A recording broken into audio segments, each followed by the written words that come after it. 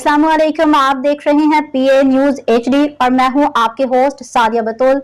शामिल करते हैं आज की अहम खबरें। गैर कानूनी कॉल सेंटर्स के जरिए ऑनलाइन फ्रॉड PTA ने दायरा इख्तियार से लाताल्लुकी जाहिर कर दी। इस्लामाबाद मुल्क भर में गैर कानूनी कॉल सेंटर्स और सॉफ्टवेयर हाउसेस के जरिए शहरियों के साथ होने वाले ऑनलाइन फ्रॉड के केसेस में Pakistan telecommunication authority PTA ने वाज़ेह किया कि ये इदारे इसके दायरा इख्तियार में नहीं आते।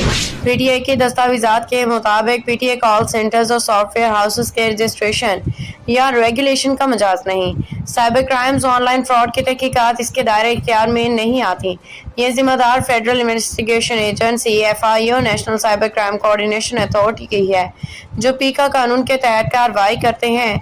दस्तावेज के मुताबिक PTA ने इलेक्ट्रिक फ्रॉड से मुतालिका 13,185 URL लिंक्स ब्लॉक करने के लिए प्रोसेस किए, जिनमें 13,021 सोशल मीडिया कंपनियों की जानिब से ब्लॉक कर दिए गए। फेसबुक पर रिपोर्ट किए गए 1357 लिंक्स में 1246 ब्लॉक, 47 ज़ेर जायजा, 64 मुस्तरद।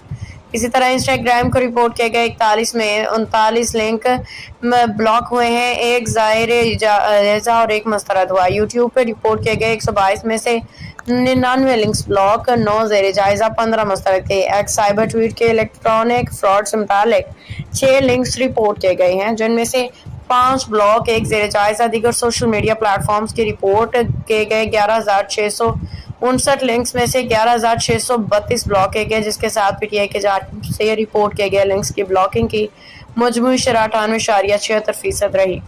न्यूज स्टूडियो से अब तक के लिए इतना ही। मजीद खबरों और अपडेट्स के लिए देखते रहिए PA न्यूज HD।